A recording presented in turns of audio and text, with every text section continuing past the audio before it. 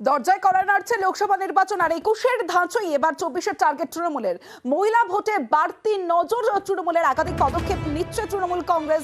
আরো একবার আপনাদের জানিয়ে রাখি, মহিলা ভোটে ধরে রাখতে পাল্টা ময়দানে তৃণমূল। সন্দেশখালির পরে মহিলা ভোট টার্গেট বিজেপির, আর সেই মহিলা ভোট ধরে রাখতে পাল্টা ময়দানে তৃণমূল। সরাসরি চলে যাব, আবির ঘোষাল রয়েছে আমার সঙ্গে, আবিরের সঙ্গে কথা বলবো। আবির, ঠিক কি কি কৌশল নিচ্ছে তৃণমূল?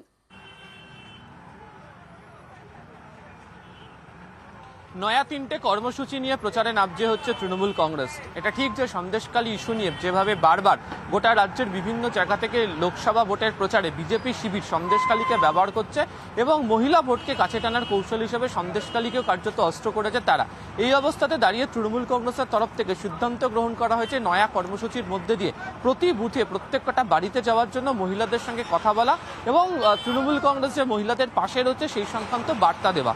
এবং এই কর্মসূচি চালাতে গিয়ে লক্ষ্মীর ভাণ্ডারের মতো প্রকল্পকে যেমন যারা তেমন হাতিয়ার করছে, একই সঙ্গে হচ্ছে রাজনৈতিক সভা, কর্মসূচি, পাড়া বৈঠক এই সমস্ত করারও তারা সিদ্ধান্ত গ্রহণ করেছে।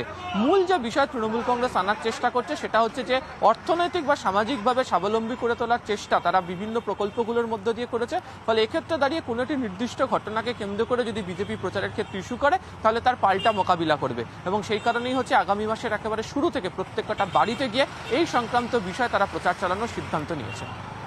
বেশ, নির্বাচনের সময় আবারও মেয়েরা বুথে বুথে যাবে, সেই লিফলেটটা মানুষের কাছে দেবে। লক্ষ্মীর ভান্ডারের একটা এনভেলপ মতন খাম সেটা দেবে, যেই বাড়ি থেকে চলে আসবে একটা স্টিকারও লাগিয়ে আসবে, বাংলা বিরোধীদের বর্জন করতে হবে, সেটাও করবে। আমরা একটা নামও দিয়েছি এই প্রোগ্রামটা, সেটা হচ্ছে আমার বুথে আমি সাথী। তাছাড়াও আমাদের কর্মী সভা হবে, সেই কর্মী সভার একটা নাম আমরা দিয়েছি বন্ধন আঁচলের জয় তৃণমূলে। মানুষের কাছে পৌঁছে মানুষের আস্থা অর্জন করার রাস্তা তৈরি করবো।